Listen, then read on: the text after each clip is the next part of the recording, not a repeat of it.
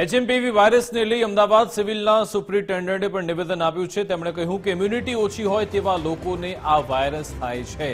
વાયરસથી ડરવા કે ગભરાવાની જરૂર નથી। વાયરસમાં દર્દીને શરદી, ખાંસી, તાવ અને ઉધરસ જેવા લક્ષણો જણાય છે। એચએમપીવી વાયરસ માટે કોઈ વેક્સિન કે દવા નથી। અત્યારે જે આજે ગુજરાતમાં એક કેસ ડિટેક્ટ થયો અને આઈ થિંક બીજા બે નાના બાળકો પણ બીજા રાજ્યમાં બેંગ્લોર અને કર્ણાટકમાં ડિટેક્ટ થયા છે। તો અત્યારે જે કેસીસ છે બાળકોના છે, પરંતુ આ બાળક અથવા સિનિયર સિટીઝન અથવા એવા વ્યક્તિઓ કે જેનામાં ઇમ્યુનો સપ્રેશનની દવાઓ ચાલતું હોય, જેની પોતાની ઇમ્યુનિટી ઓછી હોય, એવા લોકોને આ રોગ થવાની ચાન્સીસ છે। વાયરસ ઘણા વર્ષો જૂનો છે, એટલે ડરવાની બિલકુલ જરૂર નથી, ગભરાવાની પણ જરૂર નથી, પરંતુ હા ચોક્કસથી સતર્કતા અને ધ્યાન રાખવાની જરૂર છે।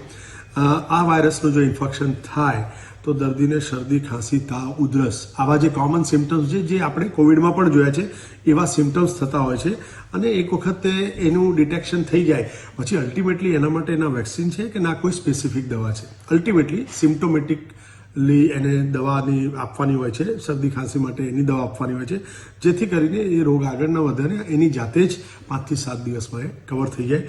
પરંતુ જેનામાં પોતામાં લડવાની શક્તિ નથી, એને એ વાયરસ વધારે ન્યુમોનિયા કે એવું કરી શકે।